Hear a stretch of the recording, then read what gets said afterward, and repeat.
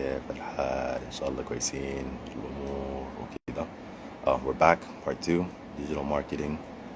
So as if you guys are following from the first live, just letting you know we've had to change up to digital marketing today rather than what we wanted to do, which was communication, team building, and media, which hopefully we're going to do tomorrow. All right. I'm going to pin the comment as well, so at least you guys know. All right. And then also I've decided to take the headphone jack and the charger out. So I've rested the phone.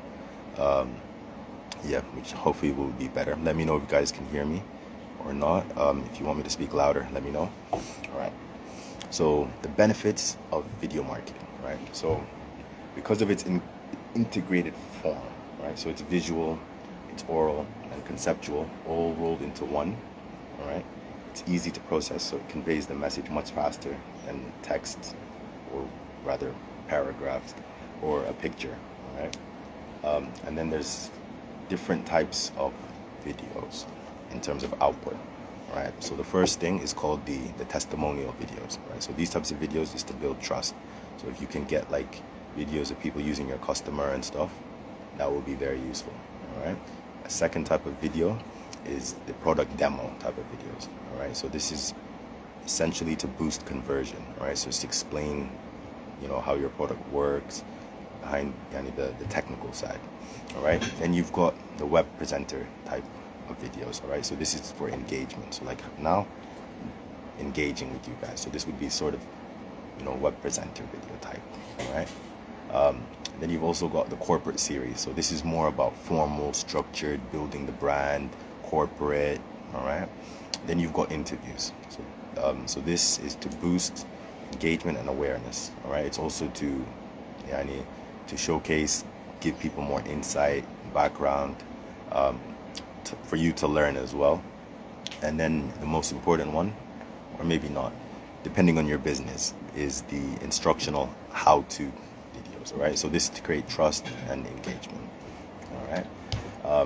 Video triggers, all right?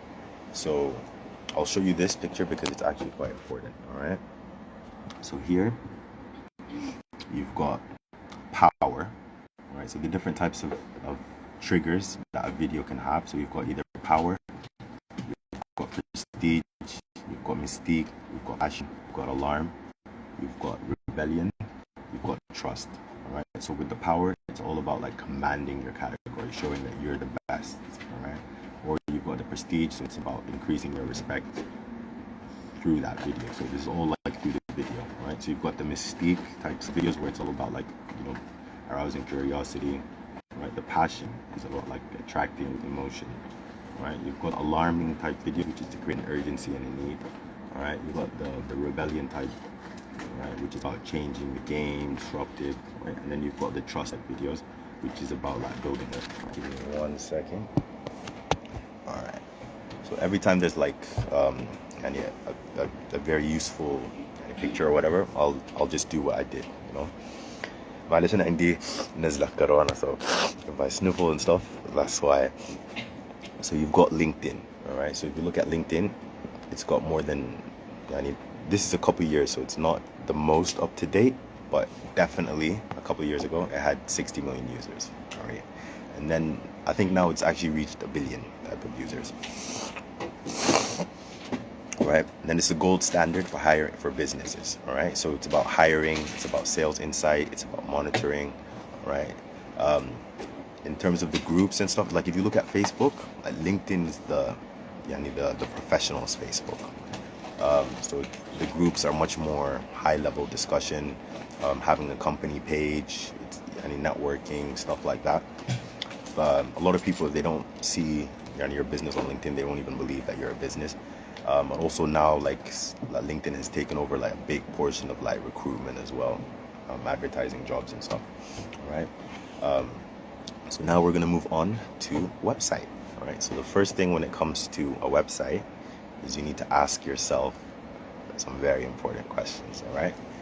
This is the most important question: is how can my website help my customers? All right. And if the answer is my website can't help my customers, then don't make a website, all right? So you need to have clear objectives, all right? You need to have, the functions need to be functional in your website, right? And then this then drives content and then drives a website, right? So that's sort of like the steps, all right? So, yeah, anyway, there are different types of websites, right? If I asked you guys, to be honest, you guys aren't really commenting, so I'm not going to bother. I'll just show you, all right? So there are different types of typical uses for a website, all right? So you've got this one here, where it's like buy this, buy that, Amazon, eBay. Most websites, it's all about buying, getting them to buy, right? Or this one is just to entertain. So you've got like World Star Hip Hop, Kida, all of that stuff is about entertaining, all right? Some stuff is about just talking, all right? Lately, especially with the fact that, like, we're in the middle of like an economic and not good situation, and for a while it's all about save, money supermarket, confused.com, insurance, CNI, save. So saves now a lot of portion of websites. Or you've just got the inform, all right? In terms of any websites, you can have a subsection, but the most important thing is to determine what is the part. So yeah, remember what I said about, do you need a website? Is the website doing something? All right. If not, don't bother making a website. All right. So the most important thing in terms of to be able to answer that question is, what am I asking my visitors to do? All right. Buy something, buy a product, buy your product, register on your site, subscribe, follow you, something else, buy someone else's product, nothing. The answer is nothing. Don't have a website. All right. So digital marketing, again, it's about creating value events, which you track through Google Analytics, and conversion goals, which is, so the most important word in business is a KPI. If you don't know what a KPI, it stands for key performance indicator. So you need to have targets, and then you need to be able to justify how high or low you are from that target. So if you don't have a target, you don't know how your progress is, right? So for example, you could be like, every month I want to grow my Instagram followers by, let's say, 200, right? So at least you're setting a goal. So that's your KPI, your key performance indicator. So then you measure it objectively through analytics, and then you can see what works, what doesn't work, all right? And that's what it's about, creating value and tracking the conversion goals. All right, in terms of the key visitor variables, all right, so you've got the content, all right? So the most important thing is the context. So the information has to be in the right place at the right time, right? So for example, if you want to buy a house, all right, but when you go to the website, it doesn't tell you the opening time or the closing time, or not even the price, then it's not at the right time. So you need to mesh the information and the time and put it all in terms of the content, right? Another very important thing is ease of use, all right? So how many times have you gone onto a website where, like, number one, it took too long to load, or you couldn't find what you're doing, you're like, nope, close, all right? So you need to have like a form, a structure. It can't be too complicated or too big, all right? And then the other thing as well, like, order your pages easy so people know where they're supposed to go, right? And then make sure the sales process is seamless, all right? And then especially if it's like an e-commerce, make sure it's like trusted, it's secure, etc., right? But the other thing, like, for example, how many buttons do you have to click on Amazon, for example, until they receive your money? Quite a lot, right? You search business, and then you click, and then you go to the basket, and then you sign in, so it's a long process, all right?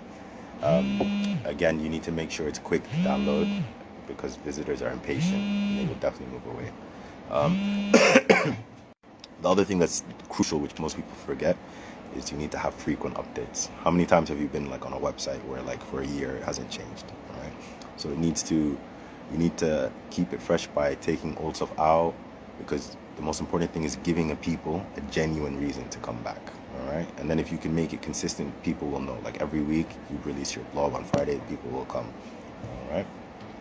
And then in terms of things that you can do to increase your landing page conversion. So in terms of your landing page is like the home page. So for example, google.com is like, right, amazon.com, Sudan Hub, or people can do, for example, like a special deal or a special thing, which will be their landing page. For example, like if I'm doing a promotion on these hats, I can create sudanhub.com/hats, and then that will be my landing page. So in terms of landing page, it's the page that people land on, all right? So most people, like when they do a Google search, they don't land on the home page, all right? They could land on a campaign page, or for example, if they're searching for history of Sudan, like in Sudan Hub, you've got a section of history, so they would go there, all right? The most important thing you need to understand is a call to action, all right?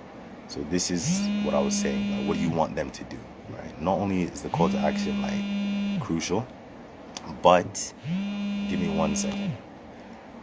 Sorry, I'm just getting a phone call. I just declined it. I don't want the net to cut. All right. So with the call to action, all right, it needs to be very clear in their face. And then the other thing as well, you need to figure out who you are targeting and engage different audiences. So like a 13-year-old and a 17-year-old and a 60-year-old will want different things. So in the page, lay it out where people know what is what and it's engaging to them, all right? And then another crucial thing is communicate your key brand messages, right? Who you are, what you do, where you operate, what makes you different, all right? And then answer visitor questions. So the best thing is just to have an FAQ or a frequently asked questions page, so new people can come read it, all right? The other thing is showcase a range of offers, all right? Cross-sell, so recommendations on bestsellers, other users, the ability to choose, so, and make it good, clear navigation. So especially if you're like a retail thing, suggest this goes well with that, that goes well with this. And then another thing is attracting visitors through SEO. So SEO is a crucial thing in social media, digital marketing. And if you don't know what SEO stands for, or SEO, it stands for search engine optimization, all right? It's very technical, it's very hardcore. I won't go into too much detail about it, maybe just briefly. But what I wanted to show you is 2 websites, all right? And then I will show you why one is rubbish and why one is good, all right? Give me one. Check this out. So this is website number 1, all right? Then this is website number 2, all right? So here, number 1, the color is horrible. You can't really read the red with the yellow, with the purple. It's confusing, right? The other thing is you don't really know what this is, right? If you look at this, for example, super duper. So remember what I said about the call to action? Yes, apply now, apply now, apply now, right? On top of that, you've got social media is clear, concise, everything balances, right? Compare that to this. Here you've got Italian dishes, Chinese dishes, Japanese dishes, Greek, Thai, Indian, French, desserts, videos, you've got pictures, you've got this. It's like really confusing. Sign in, the basket, is it a restaurant? Is it like a catering company? You know what I mean? This, it's about healthy kids, about healthy organs. You know, kids can have benefits. What they're doing, they have a nice like slogan. Barakum, barakum. Right. So notice what is good about your website and what is bad. All right, and try to incorporate some of the things I suggested. All right. 1 second. All right. So the main reasons website fail. All right. So the first thing is uninspiring content. So people come on, they're not inspired, they don't care, it will fail. Before that, I should have mentioned this, but content is important. Content is king. Is no call to action. So if there's no call to action, people are going to come, not know what to do. They're not going to do anything. Your website's going to fail. Right? Another reason why websites fail is your design is way too complex. Right? People are like confused, lost. They don't like it. Loads too long. You're doomed to fail. Another important thing is not capturing visitor details, right? So if you don't take people's name, email, number, and there's no point really, and that could also be a reason why your website failed. Another thing is that it's pushy rather than trustworthy. You know, like that's not the vibe you want to give people. You know what I mean? You want people to be like, comfortable, happy, not sales all the time. All right. So search engine marketing. All right. To be honest, it's super duper like complicated. So I'm not gonna bore you to death. But what I will tell you is things that you can do to make your website better. All right. So in terms of success factors that influence the search engine ranking is on-page customization, on-page optimization, right? External linking and internal linking, right? So I'll start off with internal linking. So remember earlier I mentioned, like, I'll actually do it to you on my own website, which is sudanpreneur.co.uk. So basically, make sure your website, all the pages on your website are linked to each other, right? So to be honest, I don't know how well, but here you've got my website. All right. Unfortunately, Sudan Hub at the moment is down, but that one actually had the perfect example. All right. So here you've got about us, you've got elevator pitch, you've got contact, you've got services. So what you should ideally, if you go to about us, you should have, and then you see call to action, subscribe to our newsletter. All right. But you should have a button that takes you back or tells you where to go next. All right. So for example, if I go to services, like I should be able to see all of these services, which are membership, mentoring, coaching, networking events, and workshops on the same page, right? So this is what the membership one looks like. But if I click services itself, right, here. So if I created a hyperlink, then it takes me to that page. So that's what link juice is, interlinking, all right? And then in terms of external link juice, which is even more important, all right, is how many other websites in the world link to your website, all right? So what corrupt, so just watch out for this one particular thing. So corrupt digital marketers that, you know, that want to hustle you, what they would do is they have like 60, 70 domains, and what they do is they all point them to your domain by putting your hyperlink in it, and then you see an increase. But the problem is, like, obviously Google knows this is happening, so long term it can affect. Another thing that people do as well, like before in the coding that doesn't appear on the website, people would put in like Sudan. So then obviously Google will see those and put you up. But again, that could affect, right? And also the other thing that's crucial to know, like getting a link from BBC is much more useful, much more powerful, gives your website much more credibility than getting like a link from .net, all right? And then in terms of, so in terms of, I'll show you this, which is metadata, all right? So here you've got the head, which is the title, all right? And then the meta name, these are the keywords. And then here's the head and the body, right? So here, this metadata, they don't appear. So what people do is wood, furniture, garden, green, you get what I mean? Like fill it up with stuff linked to what you're doing, all right? I think, yeah. So make sure that everything is as you can. And then also be structured, be organized, put dates of like when you made stuff, your blog post, and there's stuff I can go into more detail obviously, but we don't really want to. All right. Like for example, common errors like not having a title or a title page. The titles are too long or short, or the words are not really related to what you're doing, or there's something called keyword cannibalization, where you just put in way too much words where they start attacking each other. Using the company site name on all the pages, or like duplicate web page titles, all right?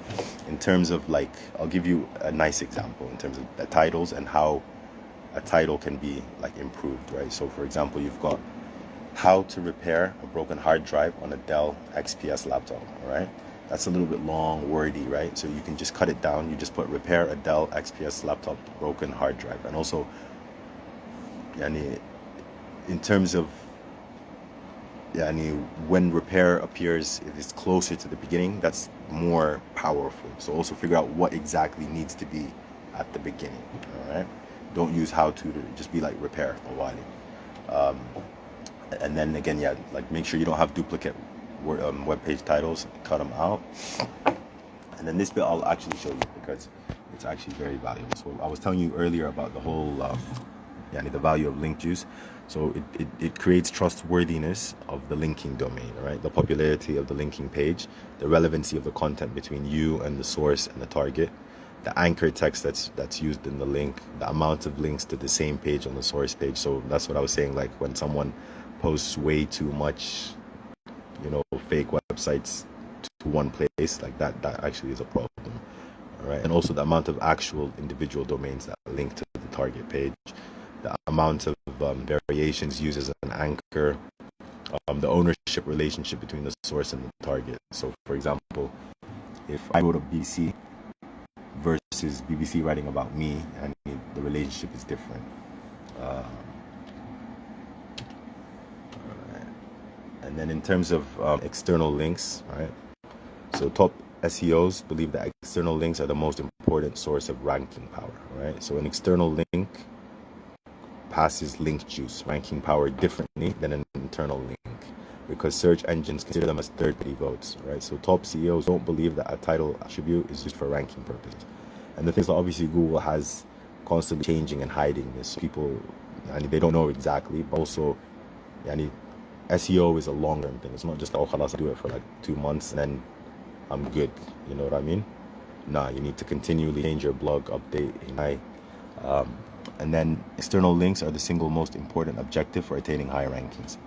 This stems from the idea that external links are one of the hardest metric to manipulate, and thus one of the best ways for search engines to determine popularity of a given. The way that you can really help yourself is contribute to other websites and then put your link in like the blog post that you write. So for example, I know 500 Word magazine would be a good place for me personally to like link up with. I write them an article talking about what Sudan Hub is or what Sudanpreneur is, and then put my domain. So then I've got link juice from them. And then same if I go to Rakuba, etc., etc. All right. Again, it's about, it's based on the number of links, the quality of sites that you're linked to, identify and create popular services and content. And then the acid test is if a visitor will bookmark your page or not. All right. So in general terms, things that are good is incoming links for sites which themselves are highly ranked, regular updates, getting new links on a regular basis, and longevity. All right. So I was talking about this bad thing, which is link farming. All right. A link farm is an isolated group of sites which heavily cross-link each other, which have little in the way of incoming links from outside. Being linked by a link farm or by a site for other reasons has an abysmally low ranking is very bad. And then again, the internal links that go from a domain. So it's the difference between like sudanhub.com/about or sudanpreneur.com and sudanhub.com. All right, so that's the two. And then there's pay-per-click, if you wanted to get into that. But to be honest, basically, at the top when you put in on Google, you've got, there's two different types, right? So with the pay-per-click, is every time someone clicks on that, you pay, all right? And the way it works, just in a nutshell, all right, is it's highly targeted, all right? It displays when a user searches a specific criteria, all right? It's got good accountability because your relevant keywords can be tracked, and then it's predictable because the traffic rankings are constant, right? It's simpler than SEO, and this position is based on the bid amounts that people are and the quality score, right? See, SEO is on-page optimization, whereas pay-per-click is like speed, all right? So pay-per-click or PPC gets posted quickly in days, whereas SEO takes months and months, right? And then the other thing as well that is very important for you to understand is basically the words have different prices. And obviously, like for example, like finance and stuff, they don't really care. They pay a lot. So if you wanted to do stuff that is linked around finance and stuff, like insurance, masalan, as a word that you want pay-per-click on, is going to be like, it could be £20 per click, versus something that's very not, and people don't spend a lot of money on it. It could be as little as 20 pence per click. And then also you set like a limit how much you don't want to exceed over. So some are 10 per, the disadvantages of pay-per-click, expensive. Some categories are over £10 per click. It could also be inappropriate to many markets, for example. And then also you need to have a specialist knowledge. So you need to understand how it works, the configuration, the way that the bidding works, the reporting structure, to get advantage of it and to understand and to really make it useful and to give you value. If you don't really want to do that, then I'd say don't invest in this particular thing. Another thing as well, it's very labor intensive, so you need to monitor every day, sometimes even hourly, right, to be competitive. And then also, how often do you click those really? So it's irrelevant to your customer base, and also the Google, Bing, and Yahoo also they're ignoring it as well. So things that can help you with search engine optimization is not just generating useful content, but the types is like an article, blogs, e-newsletter, right? And then constantly using social media, but also linking your social media directly to your website, having the interaction, the link. And then every week refresh it, update, change, right? And then in terms of building traffic, it's about time and effort, and it's the sum of the little things you do. So again, some of the stuff that I spoke about in part 1 is go out of your way to be helpful, be an active member, and especially in forums, comment on other blogs and stuff, broadcast on YouTube, include the video on your site, and then check your stats regularly and stuff. All right. And then we have reached the most important part, which is this bit here. Thank you very much. If you guys have any questions, I am very happy to take them. I don't know. To be honest, I haven't really seen any questions or anything. All right. To be honest, I think I'm going to end the live here. All right. And what I am going to do, in like 30 minutes, I'm going to go back on. Ideally, I want people to join me on the live, and then we can have discussions about digital marketing and also about questions. Please give me your questions. So feedback, input. All right. Shukran lekum ya jama'a. Kattar khairkum. I hope you found it useful. I hope you benefited from it. I'm going to save the lives. I'm also going to download the lives and put them on my YouTube page. Very important. Please go to YouTube and go to Sudanpreneur and subscribe. All right. I've got like 200 videos. All right. 1 second. I'm going to go to youtube.com. I'll show you guys.